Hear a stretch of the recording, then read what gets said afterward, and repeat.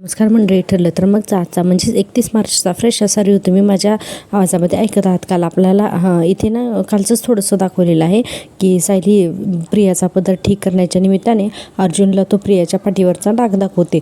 आता अर्जुनसुद्धा तो डाग पाहतो आणि आता अर्जुनसुद्धा ना आश्चर्यचकित होतो. आता यानंतर आपण पाहतो की आता हे पूजेची सुरुवात करतात. आता पूजेची सुरुवात करत असताना बघा ही आता आजची जी गुढीपाडव्याची पूजा आहे ना, तर ते म्हणतात की चला आता गुढीपाडव्याची पूजा सुरू करायची आहे ना. तर प्रिया म्हणते अश्विन हो चल, गेल्या वर्षी पूजा केली ना तशीच आपण करायची. आता कल्पनाताई म्हणतात तन्वी अगं गेल्या वर्षीची पूजा तू आणि अश्विन या दोघांनी तुम्ही केली होती ना गं. प्रिया म्हणते हो. तर कल्पनाताई म्हणतात मग यावर्षी अर्जुन आणि सायलीला पूजा करून देऊयात का. आता प्रियाला तर काही पटत नसतं, पण कल्पनाताई तिला काही बोलूच देत नाहीत. लगेच प्रिया म्हणते पण आई. तर कल्पनाताई तिला उलटच बोलतात की म्हणतात अगो तन्वी मला माहिती आहे तू खूप समजूतदार आहेस, तू या दोघांना पूजा करायला नाही म्हणणार. प्रतापराव तर ना कल्पनाताईकडेच बघायला लागतात, कारण त्यांनी प्रियासाठी समजूतदार हा शब्द वापरलेला असतो ना म्हणून. आता प्रिया म्हणते ठीक आहे घ्या तुम्ही पूजा करून. लगे या अश्विनला फार कौतुक वाटतं बायकोचं. अश्विन म्हणतो तन्वीशी ना कोणी कसंही वागू दे, पण ही तन्वी ना कोणाबद्दलही मनात गैरसमज करून घेत नाही. प्रतापराव तर म्हणतात म्हणून. आणि अर्जुन म्हणतो हो ना, आणि आजकाल तर काय तन्वी रोज नवीन सरप्राईज देते. सगळेजण बघायला लागतात अर्जुनकडे. अर्जुन म्हणतो नाही म्हणजे रोज एक नवीन रूप आम्हाला बघायला मिळतं ना, म्हणून बोललो मी असं. आणि आता अर्जुन म्हणतो की एक्झाम्पल आजच बघ ना, समजूतदारपणा अँड ऑल है ना, सो स्वीट असं अर्जुन म्हणायला लागतो. आता सचिन आणि ही अस्मिता पण तिथेच असते. आता अर्जुन म्हणतो चल बायको आता आपण सुद्धा ना पूजा करून घेऊयात. म्हणून आता अर्जुन आणि सायली दोघेजण गुढीची पूजा करायला घेतात. आता सायली तर पहिल्यांदा स्वतःला हळदी कुंकू लावते, त्यानंतर अर्जुनला सुद्धा नाम ओढते आणि दोघेजण सुद्धा छान अशी गुढीची पूजा करतात. सायली गुढीसमोर प्रार्थना करते आमच्या घरावर कधीही कुठलेही संकट येऊ देऊ नको, तुझी कृपा सतत आमच्यावरती राहू दे म्हणून. अशी सायली मोठ्या आवाजात प्रार्थना करते आणि मनातल्या मनात म्हणते आणि आमच्या आयुष्यात असत्याचं फसवणुकीचं जे बबली लोखंडे नावाचं सावट पसरलंय ना, तर ते लवकरात लवकर दूर होऊ देत. अशी सायली गुढीकडे प्रार्थना करते. तर अर्जुन म्हणतो की आम्ही बबली लोखंडेला जगाच्या समोर आणण्याच्या खूप जवळ पोहोचवलंय, तर आम्हाला यश दे म्हणून अर्जुन सुद्धा प्रार्थना करतो. आता आपण पाहतोय की अर्जुन नंतर सचिन आणि अस्मिता हे दोघंजण सुद्धा सेम गुढीची तशीच पूजा करतात. आणि आता या दोघांच्या नंतर अश्विन आणि ही प्रिया पूजा करतात. आणि यानंतर प्रतापराव आणि कल्पनाताई हे दोघेजण पूजा करतात. अस्मिता मनात म्हणत असते की आमचं नातं पुन्हा पूर्वीसारखं होऊ दे, सचिनवर आलेली पैशाची अडचण आहे ना ती दूर होऊ दे, म्हणजे आमचा संसार आनंदाचा होऊ देत, असंही अस्मिता प्रार्थना करते. आता अर्जुन म्हणत असतो की तो दाखवलंच ना त्यावेळेस मी बघितला की तिच्या पाठीवरती भाजल्याचा मार्क आहे, तो म्हणजे आपण करेक्ट आहोत असं अर्जुन म्हणतो. आता सायली म्हणते आता फक्त ना आपल्याला आता फक्त महिन्यासमोर प्रियाचं पितळ उघडं पाडायचं, म्हणजे आपण एक पाऊल आणखीन पुढे जाऊ. अर्जुन म्हणतो येस. आता बघा अश्विन आणि प्रिया सगळेजण मिळून आता गुढीची पूजा वगैरे करतात आणि गुढीपाडव्याचा सण छान ह्यांच्या घरात म्हणजे थाटामाटात अगदी पार पडतो. आता आपण पाहतोय की गुढीपाडव्याच्या दिवशी संध्याकाळ झालेली असते आणि आपल्याला सीन दाखवलेला आहे सदाशिव मैनावती आणि या शांताबाईंचा. आता ही मैना ना फेऱ्या मारत असते आणि म्हणत असते बघितलं ना शांते, ती सायली माझ्या प्रियाचं माझ्या बबलीचं सत्तेसमोर आणणार होती माझ्यासमोर म्हणे, असं काहीतरी बडबड करत असते. आणि म्हणते पण आज सकाळपासून साधा एक तिने फोन तरी केला आहे का, आणि तिचा तो नवरा तो तर फिरकला असं नाही इकडं, असं मैनावती चिडून म्हणत असते. आता सदाशिव म्हणतो अगं महिने इतके दिवस बबलीची वाट बघतच होती ना तू, त्याची तयारी होतीच ना तुला मग. आणि म्हणतो की आता थोड्या वेळ सायलीची वाट बघ की. तर मैनावती त्यालाच उचकून म्हणते की जसं काय अर्जुन सायलीने तुमचा जीव काय वाचवला, लगेच तुम्ही त्यांच्या बाजूनं झाला तो, असं म्हणून त्या सदाशिवच्या अंगावर खेक असते. आणि म्हणते की हे बघा रक्त ते रक्त असतं आणि परक ते परक असतं. आणि म्हणते की नाही माझ्या बबलीवर पूर्ण विश्वास आहे.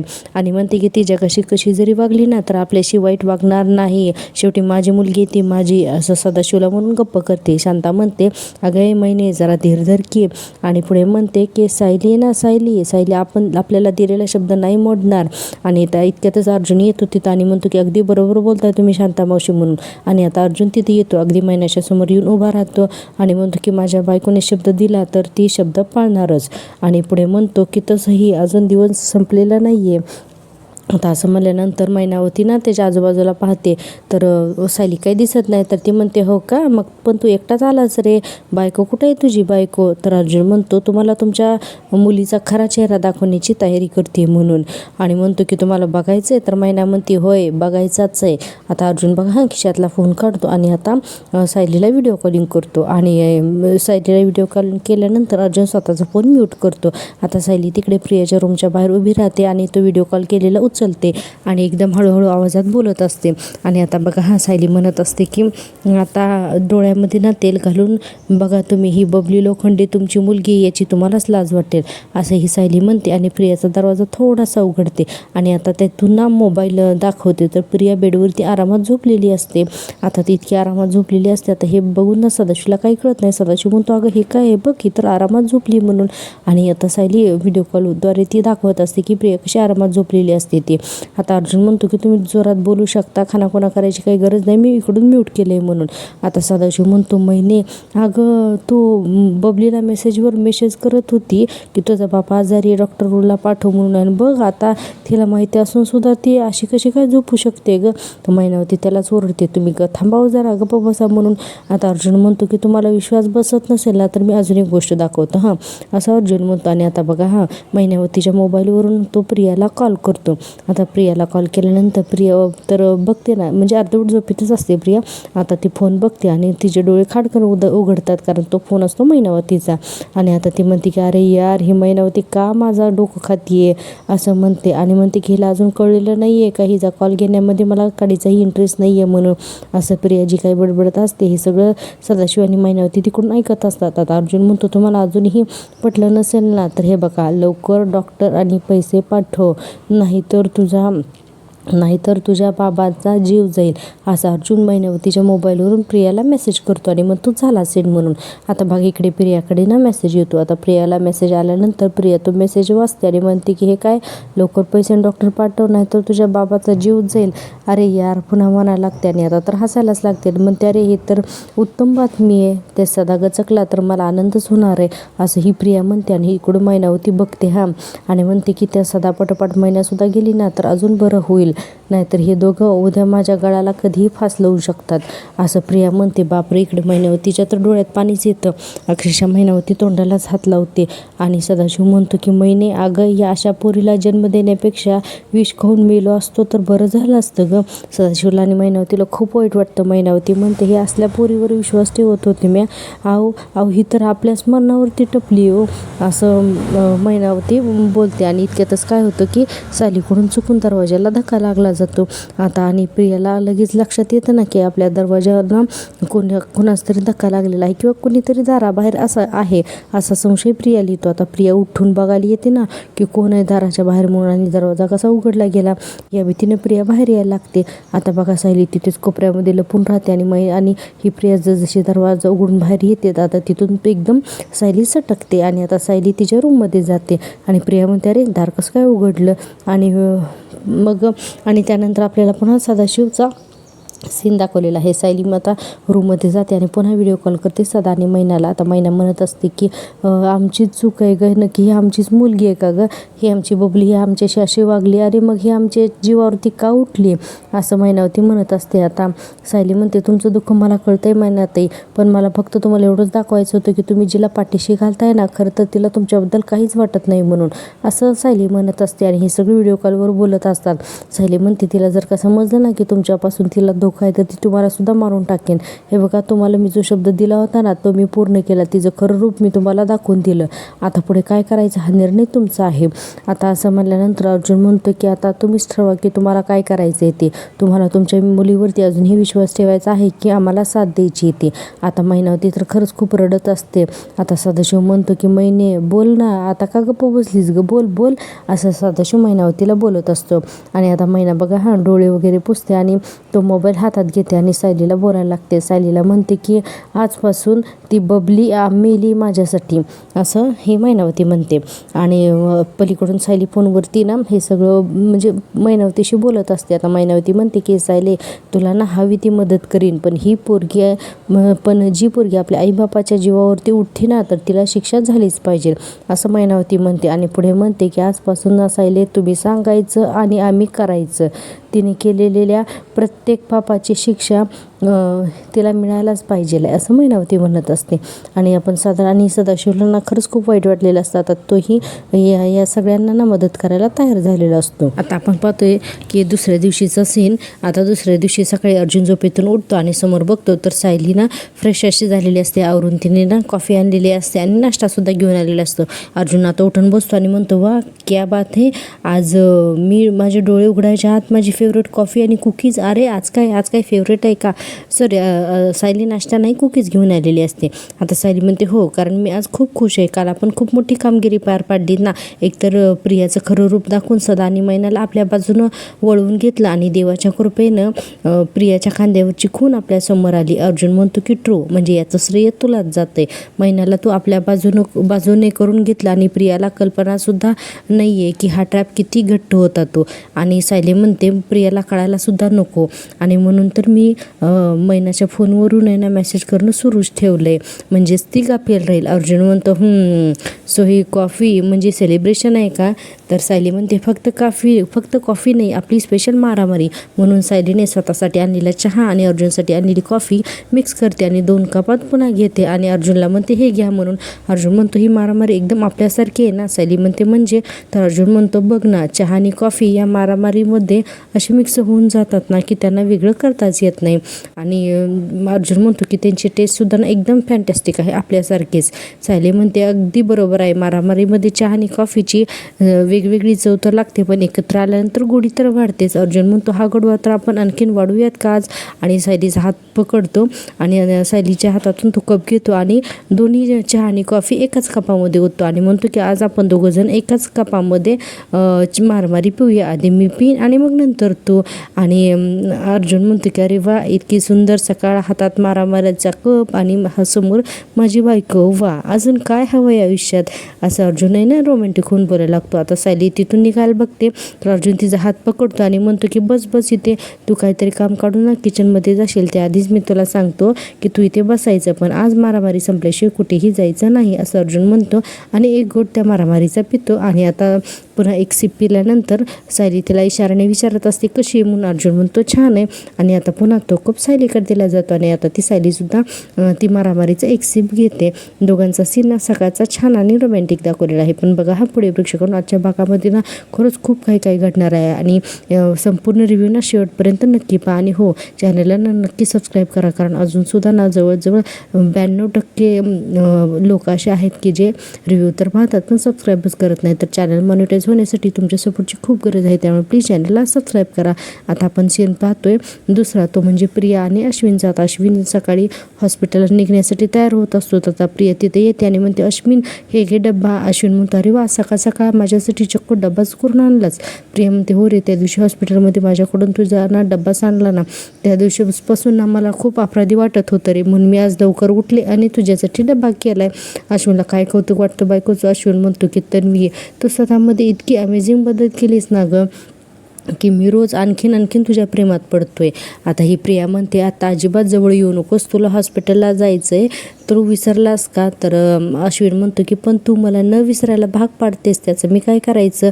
आणि असं म्हणून अश्विन आहे ना तिचे दोन्ही गाल पकडतो आणि आता तिच्याजवळ येतो. म्हणजे इथे ना किसिंग सीन दाखवणार असतात. तितक्यातच प्रिया अश्विनला ढकलते आणि म्हणते, अश्विन, हॉस्पिटलमध्ये अनेक पेशंट असतात, हे विसरू नकोस, हा घे डबा आणि जा. अश्विन म्हणतो की ठीक आहे, हे मात्र मी नक्की विसरणार नाही, असं प्रियाला म्हणतो. आज अश्विन फारच रोमॅन्टिक झालेला असतो.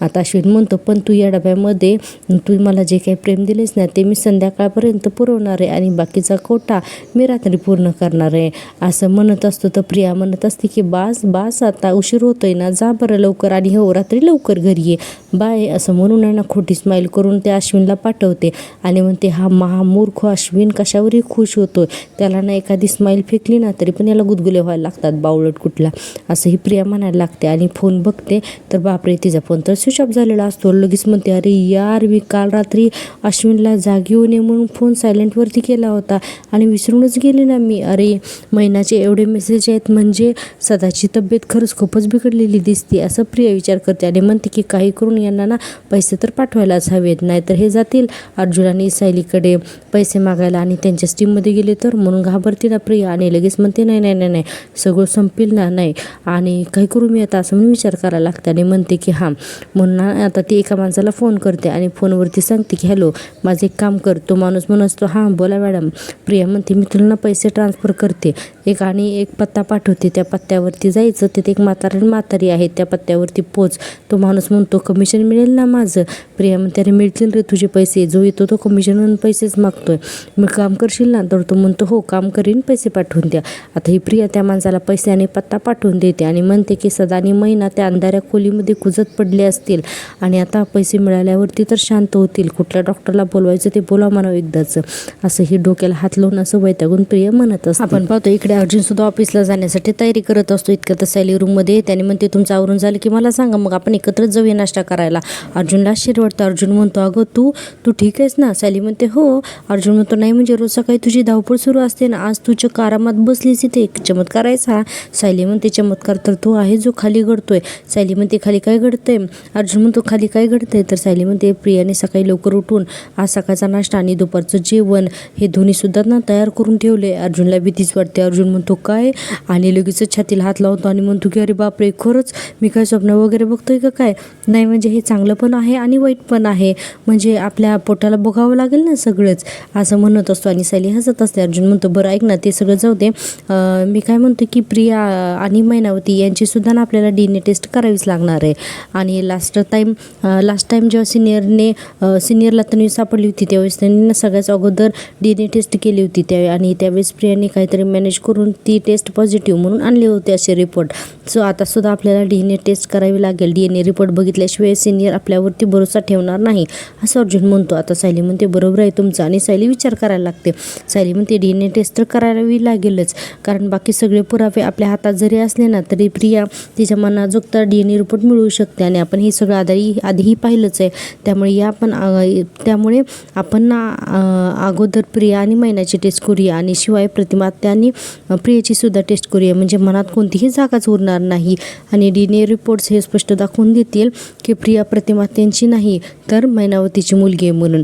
आता अर्जुन म्हणतो की राईट, हे माझ्या मनात सुद्धा आलंच होतं, पण या DNA टेस्टसाठी आपल्याला प्रिया, मैनावती आणि प्रतिमात्या या तिघींचे सुद्धा नख किंवा केस असे काहीतरी लागतीलच. पण आता ते कसे मिळवायचे ते सुद्धा प्रियाला काही न कळू देता आणि सायली विचारच करत असते. अर्जुन इकडे बोलत असतो आणि आता सायली म्हणते की मला एक कल्पना सुचली म्हणून अशी मोठ्या आवाजात बोलते. आणि आता बघा इथून पुढचा ना ड्रामा खूप इंटरेस्टिंग आहे. आता हॉलमधला सीन दाखवलेला आहे.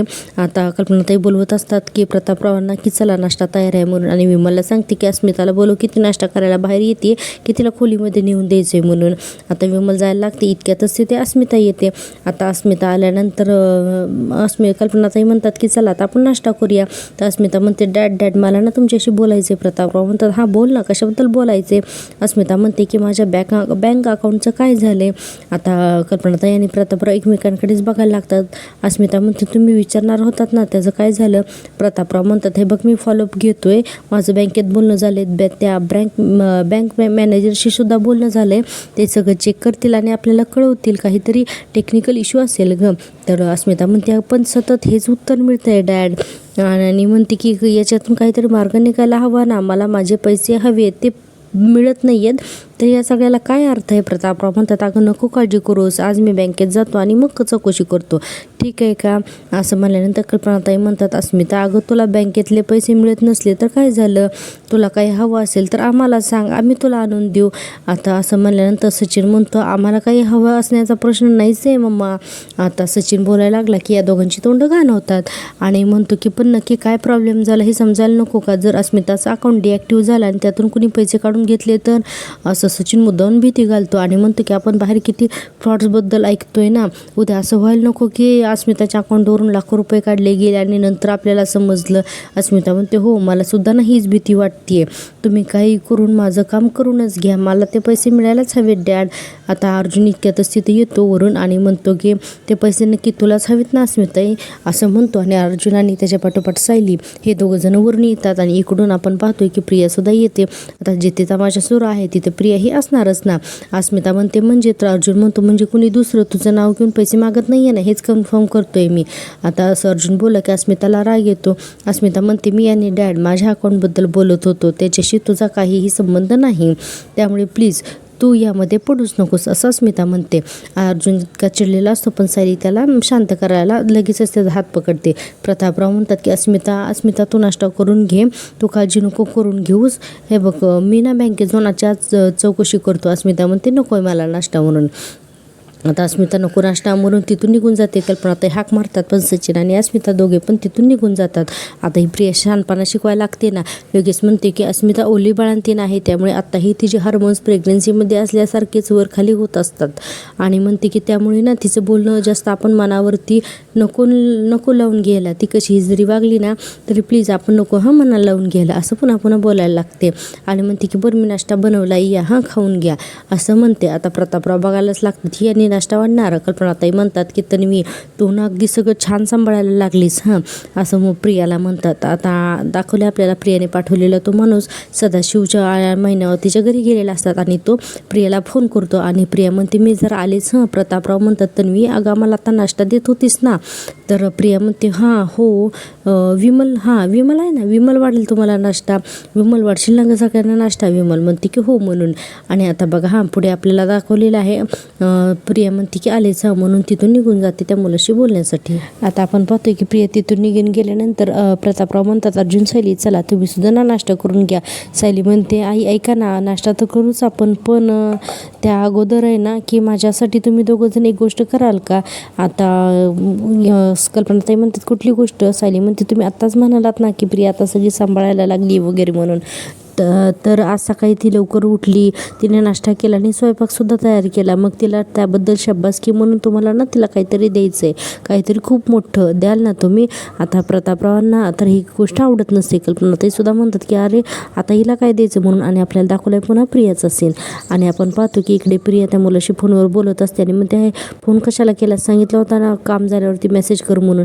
तो मुलगा म्हणतो पण काम झालंच नाही म्हणून मेसेज केला, फोन केला, तुम्ही पाठवलं त्या पत्त्यावरती मी आलो आहे तरी ते घरी कोणीच नाही आहे. प्रिया म्हणते असं कसं होईल नीट बघ ना. तो मुलगा म्हणतो दार बंद आहे नीट काय बघायचं त्यात. अरे मग खिडकीतून डोकावून बघ ना. तो मुलगा म्हणतो खिडकीतूनच बघितलं मी तर घर रिकामं दिसतंय, ते दोघेजण कुठेच नाही आहेत. हे बघा मी तुम्हाला लोकेशन पाठवले एकदा तुम्ही चेक करून बघा. आणि आता प्रिया लोकेशन चेक करते तर म्हणते अरे यार हो ना लोकेशन तर तेच आहे, लोकेशन तर बरोबरच आहे. आणि त्या मुलाला म्हणते की हॅलो एक काम कर हे बघ तू तुझे पैसे काढून घे त्यात ना आणि बाकीचे पैसे मला परत पाठव असं म्हणते आणि ठेव फोन म्हणते. तो मुलगा सुद्धा ओके चालेल असं म्हणतो. आता हे प्रिया टेन्शनमध्ये येतं ना आता ही सदानी महिना कुठे गेले असतील म्हणून. आता प्रिया काय करते की महिनावतीला फोन करते. तर महिनावतीला फोन लावते तर महिनावती काही फोनच उचलत नाही कारण महिनावतीचा मोबाईल जो आहे तर तो प्रियाकडे असते ना. आता प्रिया म्हणत असते की सदा आणि महिना कुठे गेले असतील, काय झालं असेल असं म्हणते. आता इकडे कल्पनाताई म्हणतात मोठं काहीतरी द्यायचं. अगो मोठं म्हणजे काय द्यायचं नाही, म्हणजे तन्वी आता चांगलं वागायला लागली म्हणून तिला आता काय गिफ्ट वगैरे द्यायचं की काय. आता सायली म्हणते आई मी सांगते म्हणून प्लीज त्यांना तुम्ही गिफ्ट. आता प्रतापराव आणि कल्पनाताई दोघे एकमेकांकडे बघतच राहतात. आता कल्पनाताई म्हणतात आता काय गिफ्ट द्यायचं आपण तिला. सायली म्हणते हे घ्या म्हणून आणि घरातल्या तिजोरीच्या चाव्या ती कल्पनाताईंच्या हातात देते. त्यांना तर आश्चर्यच वाटतं अरे हे गिफ्ट द्यायचं आपण. तर सायली म्हणते हो या आपल्या तिजोरीच्या जाव्या. सायली म्हणते या आपल्या तिजोरीच्या किल्ल्या तुम्ही माझ्याकडून घेऊन प्रियाला सोपवायच्यात. आता हे तर ऐकल्यानंतर प्रतापरावांना तर अजिबातच आवडत नाही. प्रतापराव म्हणतात हे बघ सायली तू आणि अर्जुन तुम्ही जे काही सांगता ते आम्ही सगळं मान्य करतो, पण हे असं काही करायला लावू नकोस आम्हाला. अगं हे म्हणजे ना चोराच्या हातामध्ये तिजोरीच्या चाव्या देण्यासारखं आहे. सायली म्हणते आई बाबा तुम्ही अजिबात काळजी करू नका, हे बघा मला माहिती नाही की मी काय करते ते. आणि म्हणते की प्लीज माझ्यासाठी एवढं कराल ना तुम्ही असं सायली म्हणते. आणि पुढे बघा अर्जुन म्हणतो की मम्मा डॅड मला माहिती की तुम्हाला खूप प्रश्न पडलेत म्हणून, पण तुमच्या सगळ्या प्रश्नांची उत्तर आम्ही तुम्हाला नक्कीच देऊयात म्हणून. आणि म्हणतो की पण प्लीज आता फक्त सायली सांगते म्हणून तुम्ही ही गोष्ट करा ना प्लीज. आता असं हे अर्जुन सांगतो. आता बघा पुढे ना सायली घरातल्या घरात हसत असते कारण आता ही सायलीचा पुढे खूप मोठा प्लॅन आज वर्कआउट होतोय. आणि तुम्ही रिव्ह्यू प्लीज शेवटपर्यंत नक्की बघा. आज खूप धमाल येणार आहे. आज सायली आणि प्रियाची अक्षरशः केसांना धरून मारामारी होणार आहे ते तुम्हाला पुढे बघायलाच मिळतं. इकडे प्रिया कंटिन्यू महिनावतीला फोन लावत असते आणि महिना काही फोन उचलत नसते. प्रिया म्हणते अरे ही फोन का उचलत नाही, कुठे गेली असतील म्हातारी. आणि म्हणते तो सदा मारायला टेकला म्हणून हॉस्पिटलला वगैरे घेऊन गेला असेल का त्याला. पण आणि पुढे म्हणते नाही, पण असं असतं तर तिने पैसे मागायला तिने मला नक्की कॉल केला असता ना. आणि म्हणत असते की काय करू म्हणून ती पुन्हा पुन्हा फोन लावत असते मैनावतीला. इकडे कल्पनाताई जोरजोरात हाक मारायला लागलेल्या असतात की तन्वी तन्वी लवकर इकडे ये म्हणून. आता ही प्रिया वैतागते नाही, काय कल्पी हाक मारते आणि म्हणते की चेहऱ्यावरती अजिबात टेन्शन नको दिसायला, नाहीतर अर्जुन आणि सायली लगेचच हेरतील म्हणून आता हसत हसत आहे ना जायला निघते आणि म्हणते की सदा महिना अर्जुन सायलीच्यात राहताला लागली नसतील ना असं म्हणते. आता इकडे कल्पनाताई म्हणतात तन्वीला इतकी हाका मारते पण ती अजून येत नाही आहे. सायली म्हणते मी जाऊन बघते. आता इतक्यातच काय होतं की प्रिया तिथे येते ना आणि म्हणते की काय झालं, नाश्ता व्यवस्थित होता ना म्हणून. आणि आता असं म्हणल्यानंतर कल्पनाताई बघा मुद्दामून रागाला जाण्याचं नाटक करतात. सायली म्हणते तुला यायला एवढा वेळ का लागला, कोणाशी बोलत होतीस तू. आता प्रिया म्हणते अगं एका मैत्रिणीचा कॉल आला होता आणि खूप महिन्यांनी कॉल आला ना, तर बोलण्याच्या नादात मी एवढी अडकून गेली की आईच्या हाकांचा ना मला आवाजच ऐकायला आला नाही असंही प्रिया सांगत असते. आणि बघा पुढे प्रिया विचारते की तुम्ही एवढे सगळे माझ्याकडे असे का बघताय, काय झालंय म्हणून. आणि म्हणते की काय झालंय का. आता सगळेजणांनी एकदम गंभीर आणि सिरियस चेहरा केलेला असतो. कल्पनाताई म्हणतात की काही झालेलं नाही आहे, आता होणार आहे म्हणून. आणि म्हणते की कल्पनाताई म्हणतात अश्विनला फोन कर आणि त्याला ताबडतोब घरी बोलवून घे म्हणून. आता असं बोलल्यानंतर आपण पाहतो की प्रिया म्हणते का काही प्रॉब्लेम झाला का. प्रिया इतकी घाबरते ना की बस. कल्पनाताई म्हणतात मी सांगते ना तर तू तसं कर. आता प्रिया लगेचच अश्विनला फोन करते आणि त्याला बोलवून घेते. आता अश्विनसुद्धा लगेचच येतो. प्रिया मनात विचार करायला लागतं आधीच तर सदा आणि महिना सापडत नाही आहे, त्यातून हे लोक ना लांब चेहरा करून बसलीत. काय झाले, अर्जुन सायलीने माझ्या विरोधात काही बॉम्ब टाकला असेल का. इतक्यातच अश्विन जिथे येतो आणि म्हणतो काय झालं तर मी मला एवढ्या घाईने का बोलवलंस तू. प्रिया म्हणते आईने मला ना तुला बोलवायला सांगितलं, म्हणजे काय झाले ना ते मलाही माहीत नाही हे कुणी इथे सांगायला तयारच नाही आहे तसंही प्रिया म्हणत असते. अश्विन म्हणतो की काय झालं मम्मा, तन्वी आता सगळ्यांशी नीटच वागते ना, काही प्रॉब्लेम झाला आहे का. कल्पनाताई म्हणतात हे बघ तन्वी नीट वागते आता, हे आम्हाला सगळ्यांना कळतंय आणि गेले काही दिवस तन्वी बदलण्याचा प्रयत्न करते हे सुद्धा आम्हाला दिसतंय. मी तर तिला मुद्दामून जास्त कामं सांगते तरी पण ती कुठलीही चिडचिड न करता ती सगळी कामं व्यवस्थित करते आणि तेही अगदी व्यवस्थित आणि एकदम मनापासून असं कल्पनाताई म्हणतात. आणि पुढे म्हणतात की म्हणून तर पूर्णाई म्हणतात ना, जबाबदारी घेऊ पाहणाऱ्या माणसाला जर का एखादी संधी दिली ना तर तो जास्त जबाबदार होतो असं कल्पनाताई सांगत असतात. आणि पुढे म्हणतात की आणि म्हणूनच ना मी एक निर्णय घेतला आहे. आता अश्विन म्हणतो की निर्णय, कसला निर्णय घेतला आहेस तू. कल्पनाताई म्हणतात की सायली तुझ्याकडे ज्या घराच्या आणि तिजोरीच्या किल्ल्या आहेत ना तर त्या दे म्हणून तिच्यासमोर हात पोक करतात. आता प्रिया म्हणते या किल्ल्या तुम्हाला कशासाठी हव्यात आई. तर कल्पनाताई म्हणतात की मी सांगते ना तेवढं कर तू असं म्हणल्यानंतर ही प्रिया त्या चाव्यात, ही सायली जी आहे तर ती चाव्या देते कल्पनाताईंकडे. आणि आता कल्पनाताई म्हणतात की तन्वी हात पुढे कर म्हणून. आता तन्वीला तर इतका आनंद होत असतो ना की बस लगेचच हात काय पुढे करते. आणि कल्पनाताई म्हणतात की तू आता आमची सून आणि पूर्णाईंची नाचून म्हणून ना स्वतःला सिद्ध केलंयस तू असं या कल्पनाताई म्हणतात. आणि पुढे म्हणतात की तेव्हा आजपासून या किल्ल्या तुझ्याकडेच राहतील म्हणून प्रियाच्या हातात त्या चाव्या देतात. प्रिया इतका शॉक बसतो ना तिला, बापरे, तिला ना असं शॉकिंग एक्सप्रेशन दाखवली त्या प्रियाचे. आणि प्रतापराव सुद्धा ना शॉकिंग होतं तसं दाखवले. लगेच प्रिया हसायला लागते आणि म्हणते हे बघ अश्विन. आता कल्पनाताई म्हणतात तुला चांगलंच माहिती ह्या फक्त किल्ल्या नाही आहेत तर या घराची जबाबदारी आहेत म्हणून.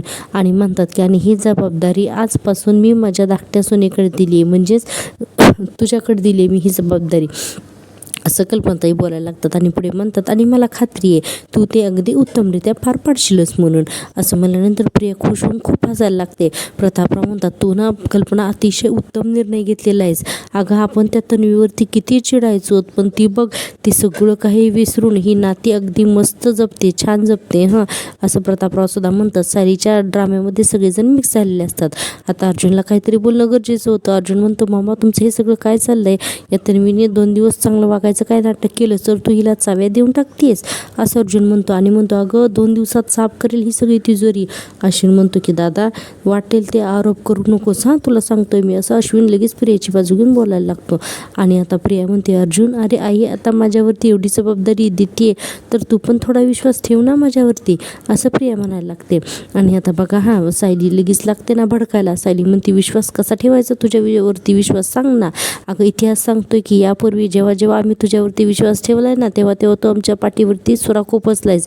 प्रिया म्हणते नाही नाही अगं सायली मी असं काही करणार नाही आहे, अजिबात काही करणार नाही आहे.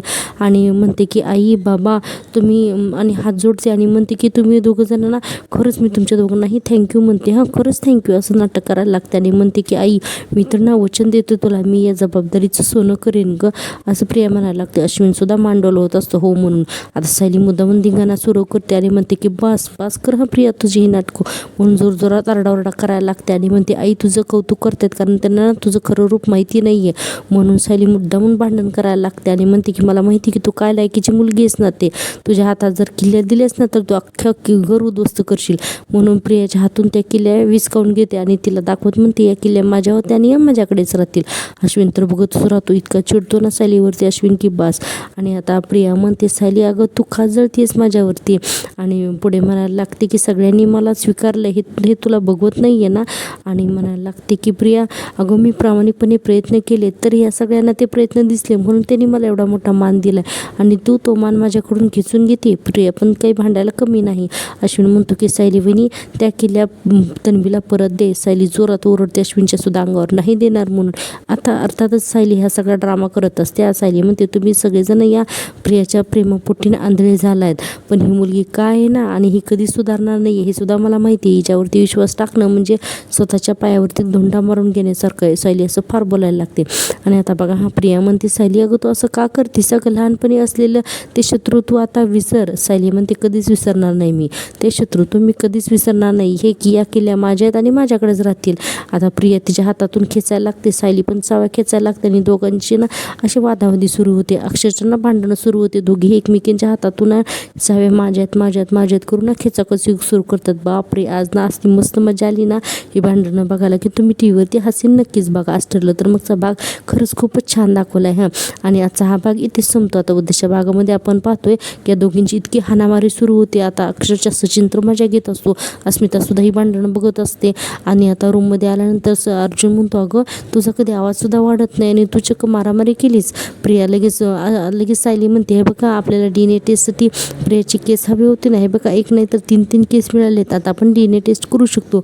अर्जुनला तर आश्चर्य वाटतं आणि आता त्याला समजतं की हे सगळे DNA टेस्टच्या रिपोर्टसाठी ना प्रियाचे केस हवे असतात आणि त्यासाठी सायलीने मुद्दामून हे भांडण जमवून आणलेलं असतं. तर उद्याचा भाग खरंच खूप इंटरेस्टिंग होणार आहे. त्यामुळे ठरलं तर मग पहा तर आपल्या आवडती चॅनलवरती म्हणजेच माझी आवडती सिरियल या माझ्या पहिल्या यूट्यूबवरती तुम्ही हा रिव्ह्यू नक्की पहा. आणि हो प्लीज चॅनलला सबस्क्राईब करा. सबस्क्राईब केल्यामुळे माझं चॅनल मॉनिटाईज होण्यासाठी मला खूप मदत होणार आहे. भेटूया उद्याच्या भागात, तोपर्यंत टेक केअर, बाय बाय.